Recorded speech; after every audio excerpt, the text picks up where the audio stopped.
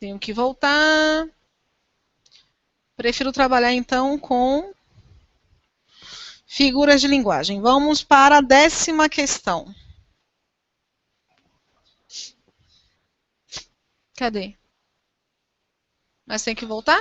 Ah, a nona é legal. E é rápida também. De acordo com o novo acordo ortográfico, a palavra que sofreu alteração foi. Marcaram qual? Todo mundo? Pô, que besta essa. É porque vocês ainda não pegaram o novo acordo, né? Vão de baixo para cima. É a que não sofreu?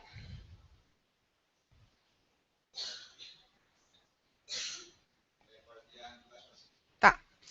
Anfiteatros, pois compostos cuja formação se perdeu pelo uso, não tem mais hífen. Aqui é a mesma coisa da colocação pronominal, da questão relacionada à colocação pronominal. Qual é a implicação? Não é somente identificar a palavra, é identificar o conceito que está relacionado à palavra.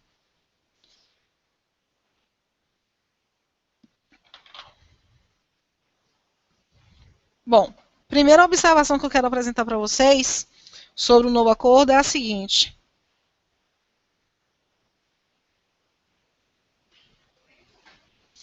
Quando ele chama... Ai, Jesus.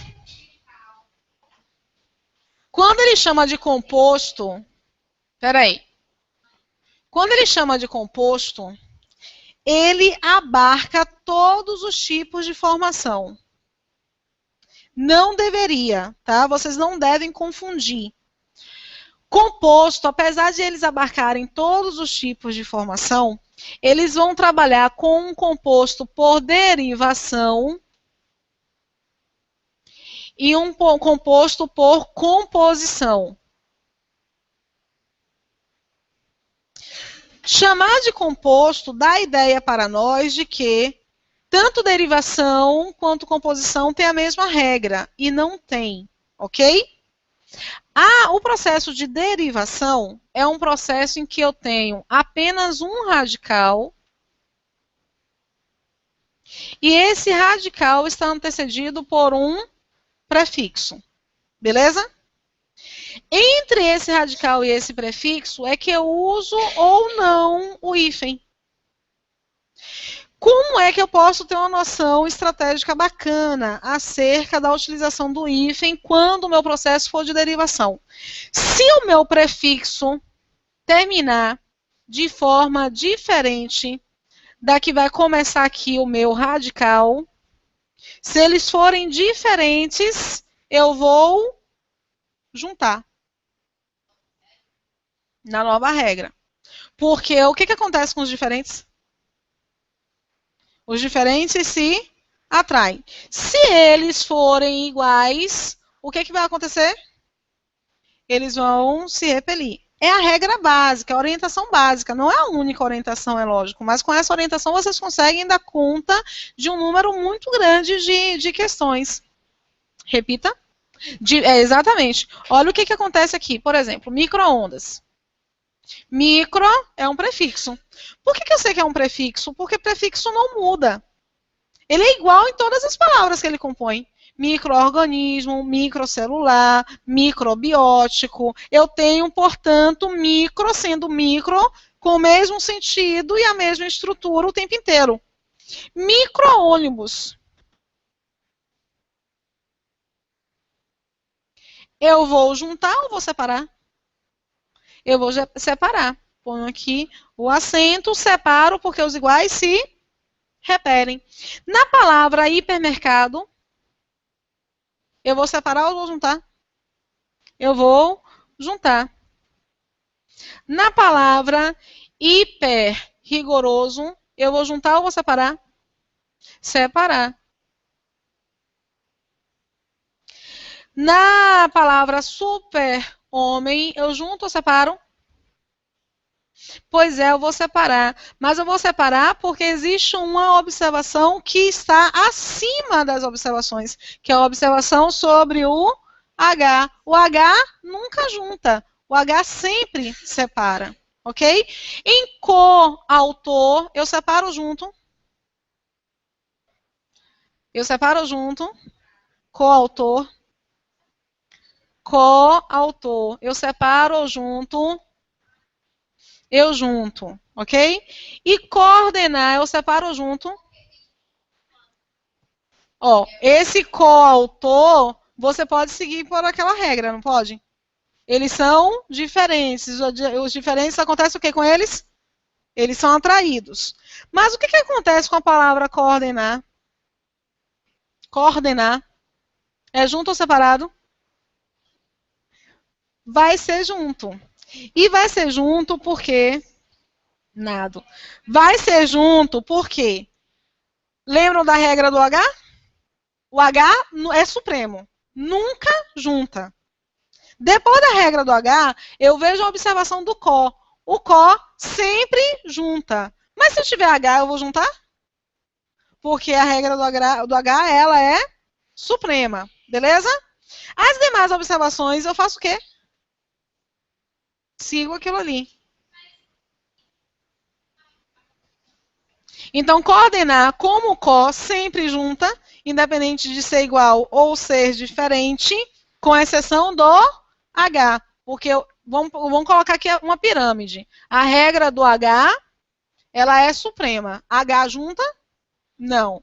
Depois a regra do có. O có vai acontecer o quê? Sempre junta, menos se eu tiver H. Depois eu tenho aqui a base. Eu tenho um lixão aqui também. Tá? Eu tenho aqui a base, que é justamente a observação relacionada ao os opostos se atraem, os iguais se repelem. Diferentes, junta.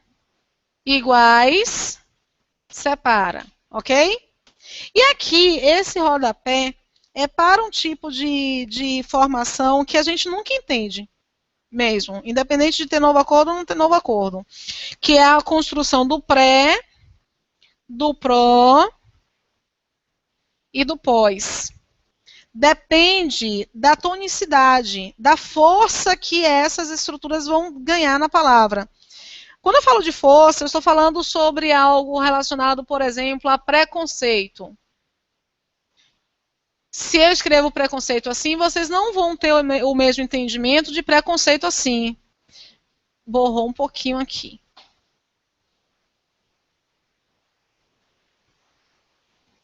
Vocês têm o mesmo entendimento? É a mesma palavra? Gabi, é a mesma palavra? É o mesmo entendimento que você tem? É. Quando você lê separado, você pensa em quê? Num conceito prévio. Quando você lê junto, você pensa na discriminação. Então, você não tem o mesmo entendimento, porque a expressividade desse pré, ela muda. Então, quando nós falamos sobre tonicidade do pré, do pós e do pró, é quando eles são mais ou menos expressivos, quando ele tem mais ou menos força. E isso depende do valor que cada um dá. Então, como isso depende de como você encara a palavra, de como o Gabi encara a palavra, é difícil de pensarmos numa regra exata, tá? E aí você encontra aqui o processo de composição. Pensei que vocês já estavam indo embora. Eu já estou na ansiedade. Ai, meu Deus, a que horas elas vão? A que horas elas vão? Hã? Você não... Você estava entrando tão bem, Rosa. Você estava entrando tão bem antes do recesso. Oh, Jesus.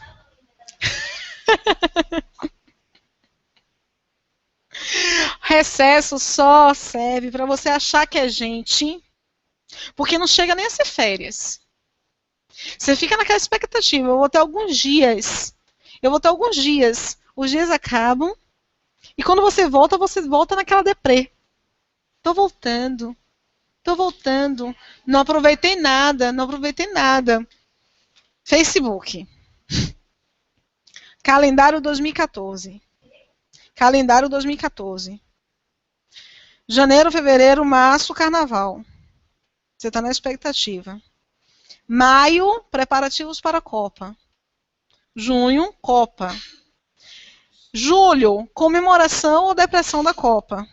Agosto, mês inútil. Setembro, mês último. Outubro, eleições. Ah, mas eles colocaram mês inútil. Ah, abril, não contou abril. Abril cheio de feriados. É, cheio de feriados, abril. Aí agosto, mês inútil, setembro, mês útil, outubro, eleições, novembro, mês útil e dezembro, férias. Difícil. O turismo agradece. Como é que a gente vai arranjar o dinheiro para fazer turismo? Muito bem. Quem não gosta de feriado, estuda em casa. Aproveita que 2014 é um ano de recesso. Estuda. Você estudou, Amanda? Você estudou? Pô, mas quem mais estudou pela manhã? Quem mais estudou pela manhã aqui? Porque a Amanda tirou a maior onda. Você estudou, Amanda? Só pela manhã. Quem estudou só pela manhã? Composição.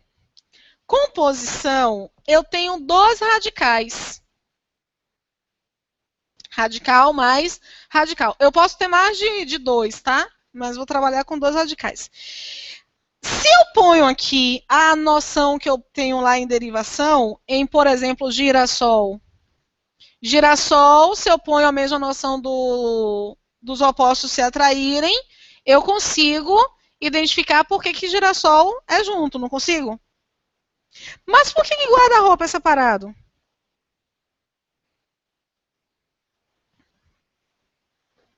Porque eu não posso seguir para o processo de composição a mesma regra do processo de derivação. O processo de derivação é uma regra, o processo de composição é outra regra. Qual é a regra do processo de composição? Todos os dois, derivação e composição, eles chamam de compostos, tá? Mas para a identificação de regra é que a gente tem que fazer essa diferenciação. Qual é a observação para a composição?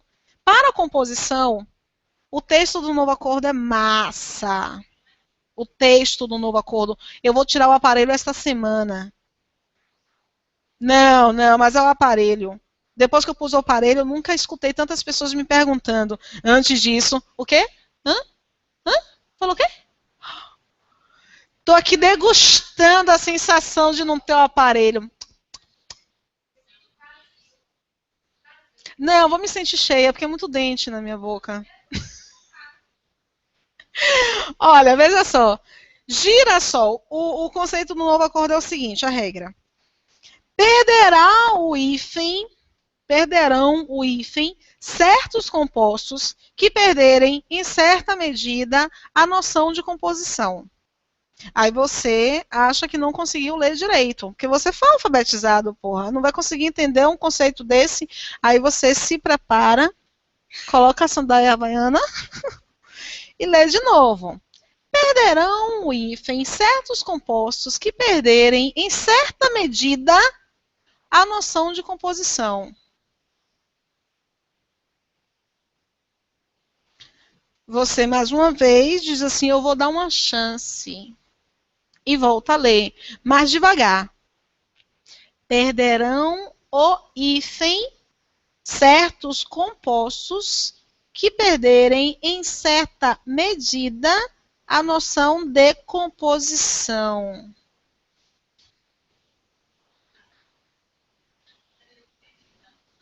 E você disse que não entendeu. Porque eu não entendi nada. Quando eu li esse texto a primeira vez, eu não entendi absolutamente nada. E eu tive a obrigação de ler, para entender, mais de 3 vezes, né? O que é perder a noção de composição? Gatas?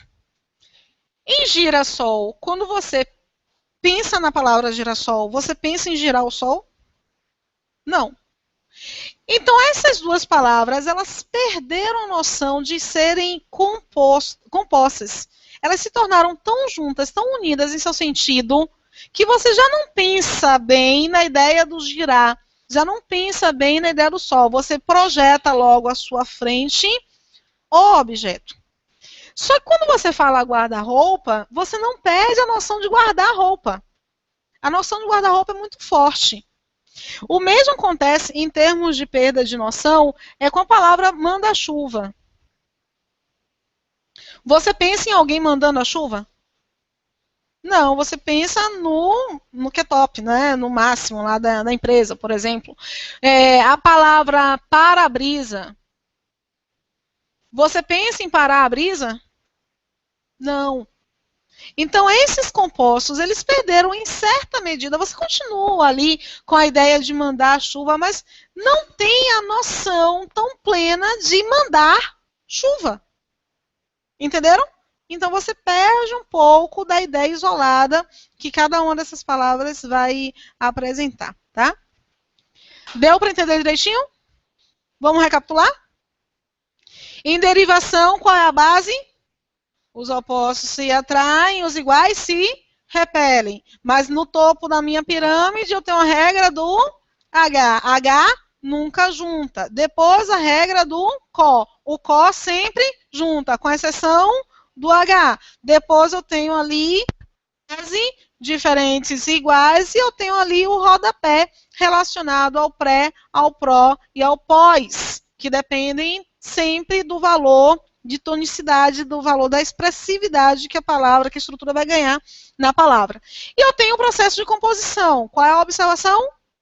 Se eles perderem a noção de composição, se tornarem muito, muito íntimos, eu vou ter que perder realmente o hífen. Belezinha? Gente, vocês tiveram toda a aula de novo acordo para a parte de hífen aqui agora, nesses minutinhos. Não vai entender.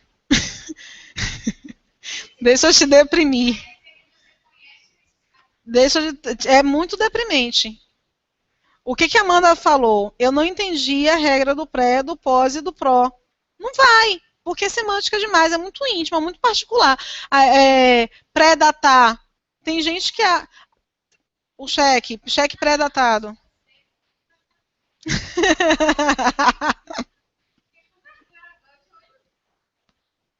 Desculpa, Gabi. Pré-datar é separado, porque você tem a noção muito forte do pré. Agora,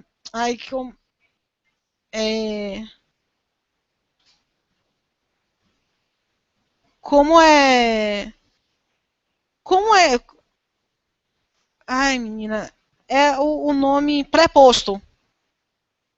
Quando um advogado vai representar o escritório manda um preposto, que é um representante. Você não pensa no pré-posto. Você pensa numa coisa só. Então, perde um pouco daquela noção de tonicidade, que é a ideia do algo a mais. O pré-datar tem um algo a mais, o preposto não tem. E aí é muito sutil, é muito... É quase a ideia de composição. Só que a ideia de composição é mais clara para nós porque você tem um radical. E aí você consegue reconhecer melhor quando perde ou quando não perde, tá? E aí, Amanda, conformada? Não, né? Difícil. Não vai não, amiga. Graças a Deus. Bom, anfiteatro, anfi é um prefixo. Teatro é um radical. Qual é a regra deles?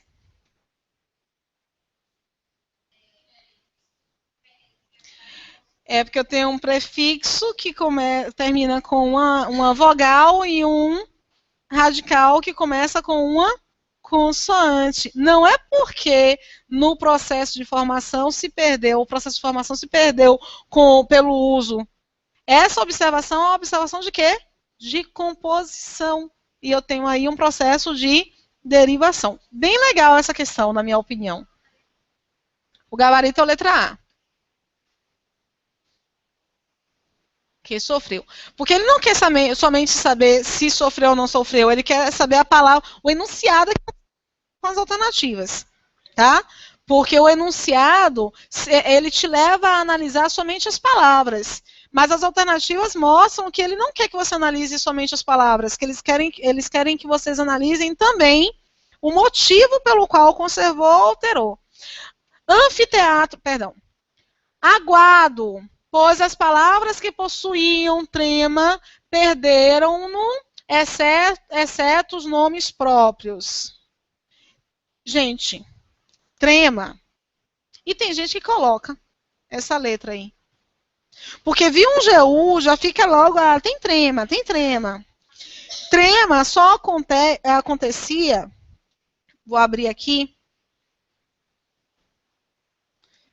Trema só acontecia nas famílias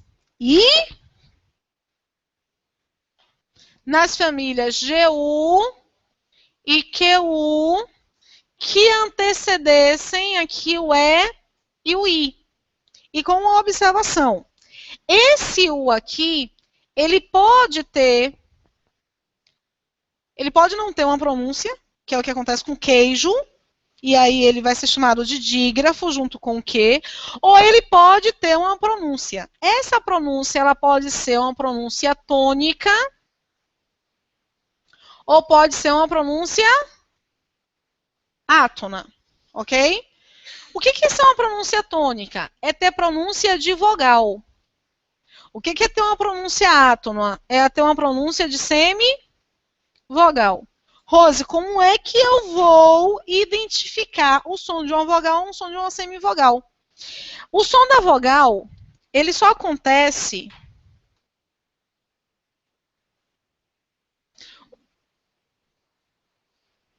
Repai, meu pai, ele falou repai, meu pai.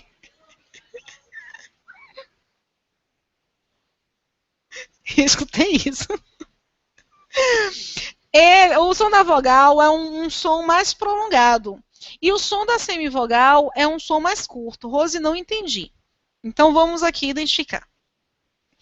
Quando eu pronuncio a palavra boi, qual dos dois eu levo mais tempo pronunciando o O ou o I? O O. Quando eu pronuncio a palavra continue, qual dos dois eu levo mais tempo pronunciando? O U ou o E? O E? Então pronuncia. É continue. É continue. Por que eu sempre pergunto para as pessoas pelo seguinte? Porque o pessoal acostumou a uma observação da gramática que indica que o U e o I serão semivogais. E o A, o E e o O serão vogais. Eu tenho um E e tenho um U. Qual dos dois é vogal? Então não se encaixa. Eu tenho que analisar o U como um vogal, porque o U é mais longo, em termos de pronúncia, e se eu quero chamar de vogal dois sons vocálicos, vogal é aquele que vai ser mais expressivo, né? Eu tenho mais longo, isso aqui é mais curto, tá? Então, vogal e semivogal. Quando é a família GU e QU, eu encontro, por exemplo, a palavra 50. Na palavra 50, qual das duas palavras eu levo mais tempo? Qual dos dois sons eu levo mais tempo pronunciando? Dá uma chamadinha. 50. O E. Então, o E aqui, que é esse som nasal, ele é chamado de vogal, enquanto o U é chamado de semivogal. Se o U tivesse um som de semivogal, ele recebia aqui, olha, o trema. Hoje ele não recebe mais o trema. Por que é importante fazer essa diferenciação? Porque na palavra... Como é que eu pronuncio essa palavra aqui? Como? Pronuncia de novo o que você está pronunciando para você identificar quais são os sons que estão saindo aí.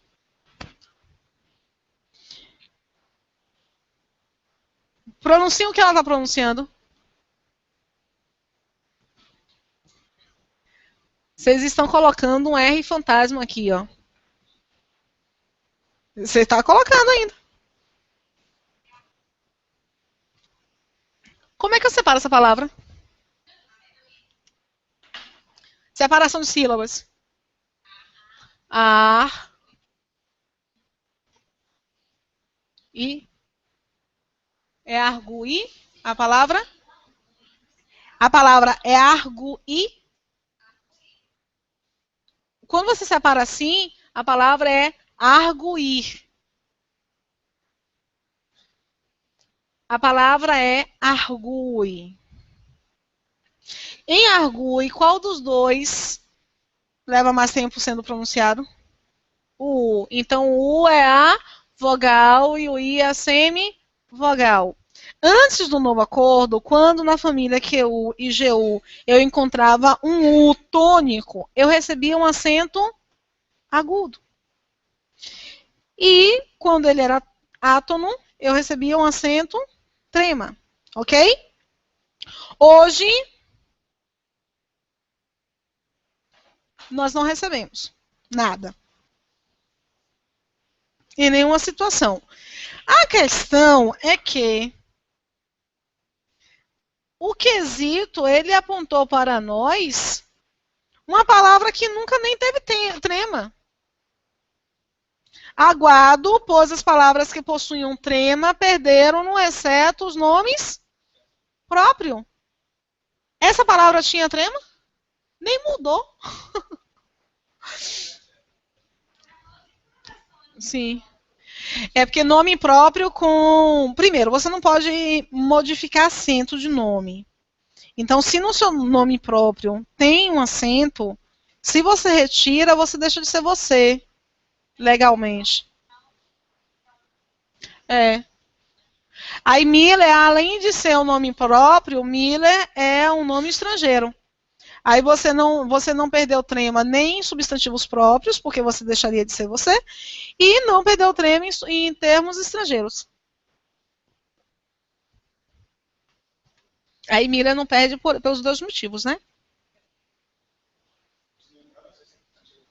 Hã? Não. Não, você pode ter quiquinho, quiquinho. Vai que tem alguém chamado. Antigamente você podia fazer qualquer miséria com seu filho. Minha mãe fez Rosenalva, por exemplo, e eu sofro. E eu tô aqui inteira, não posso deixar de ser eu. Você sabe o que é nascer, crescer, sendo chamada de Rosenalva? Rosenalva. Agora veja o primor de elegância da pessoa. Minha irmã mais velha é Edinalva. Minha irmã do meio é Roquinalva. Meu nome é Rosenalva. E graças a Deus, minha mãe pariu só mais uma vez. E aí veio o menino para o qual ela queria dar o nome que ela tanto desejou desde o início da prenheza dela. Acabei de inventar a palavra, tá? Edinaldo Júnior. Edinaldo Júnior. Nome de meu pai. Agora veja que família excelente. Edelzuíta, casado com Edinaldo, cujos filhos são Edinalva, Roquinalva, Rosenalva e Edinaldo Júnior. Minha tia colocou o nome da filha Ana Cláudia, Adriana. E eu? Rosenalva. Mas tudo bem. Como é que seria o seu, Gabi? Eu sei que o seu seria um nome estranho, né?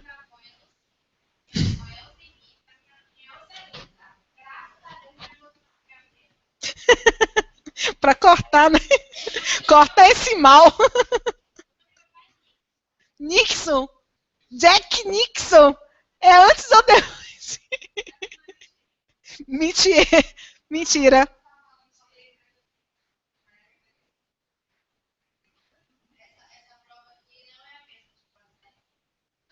Graças a Deus, não tem como. Eu tinha visto, é só saber.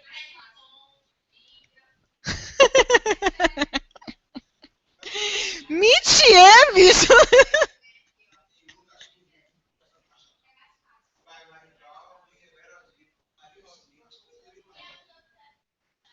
Eu nem vou registrar, porque vai que ele escute. Você falando o nome dessa criatura. Vamos lá. Roquinalva. Vamos lá, vamos lá. Ela sabe que eu conto o nome dela para todo mundo.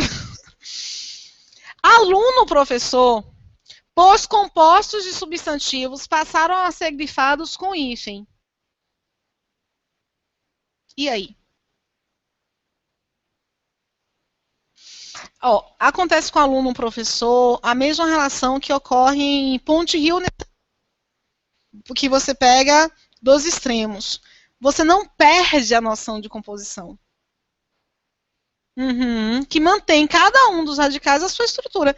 Então, em certos compostos, em que temos a conservação da noção de composição. Não é porque em compostos de substantivos passaram a ser grafados, não é. 3, pois pertence às palavras monossilábicas terminadas com a consoante S. Para a acentuação, você precisa ter uma breve noção de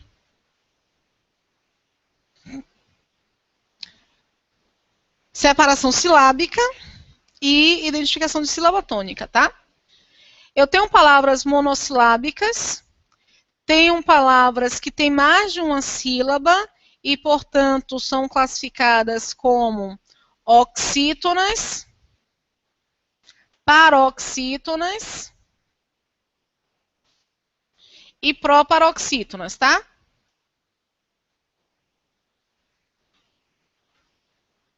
Belezinha? Posso ir? O que são os monossílabos? Firme, viu? Amanhã. Porque amanhã não tem razão. Terminamos em quê mesmo? Da última vez.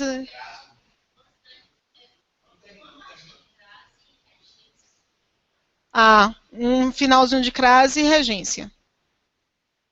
E aí, quarta-feira, André. Quarta-feira, lembra? O que é? Não, né? Nem eu não lembro o que é. Sou eu. Não. Olha, as oxítonas, os monossílabos. O que, amor?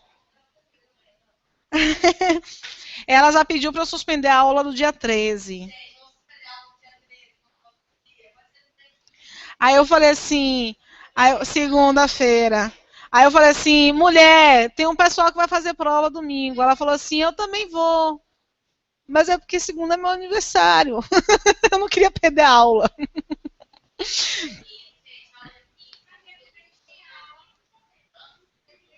É porque ela só faz raciocínio lógico em português. Por que você não faz a aula de atualidades, criatura? A camaçari vai cair.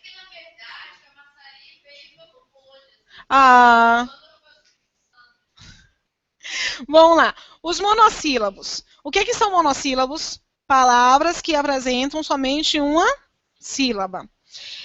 Os monossílabos terminados. Olha, gente, isso é muito importante, tá? Em A ou AIS. Em E ou ES. Em O ou OIS. E agora, depois do novo acordo ortográfico, em ditongo aberto e decrescente. O que é um ditongo aberto e decrescente? É quando eu encontro uma vogal. Não decrescente. É uma vogal mais uma semivogal. E o som dessa vogal, que só pode ser a vogal E ou a vogal O, o som dessas duas vogais aqui, claro que elas não vão estar juntas, né? É um som aberto. Ele é chamado de decrescente porque a vogal ela é maior e a semivogal ela é menor em um movimento decrescente. Beleza? Então, o novo acordo introduziu essa observação aqui. As oxítonas, elas vão repetir tudo o que acontece nos monossílabos.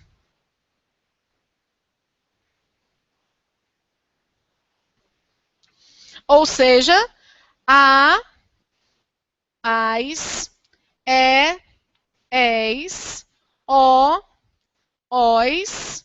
Depois do novo acordo ortográfico, ditongos abertos, decrescentes. E também o em e o ens. Toda a proparoxítona, o que acontece com toda a proparoxítona? Tem acento. Não se iluda. Não é a mais fácil. Não é a mais fácil porque eles colocam muitas palavras que nós não sabemos como é que é a pronúncia. E quando nós não sabemos qual é a pronúncia, se a palavra tem 3 sílabas, nós tendemos a ou puxar para a proparoxítona ou puxar para uma paroxítona. Se a gente achar que fica mais bonito o som de proparoxítona, a gente puxa para proparoxítona brincando. É o que acontece com rubrica, que o pessoal acha mais bonito rúbrica. Rubrica. Que é horrível, né? Pudico. Pudico, gente, vai estar podre. Pudico. O pessoal acha mais bonito púdico. Mas a palavra adequada é pudico. Aí não tem acento. Aí a paroxítona, ó. Todas as finalizações que não sejam oxítona.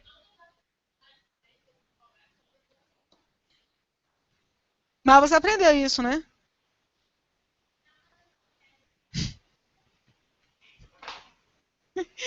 Gente, é muita terminação. Mas é muita finalização, e você fica, às vezes, focada na finalização, e esquece uma das finalizações e entra em desespero. É melhor gravar aqui as finalizações das oxítonas e trabalhar com exclusão, porque qualquer uma que não seja oxítona vai ser regra de paroxítona e vai poder ter, portanto, o acento. Posso ir para a questão?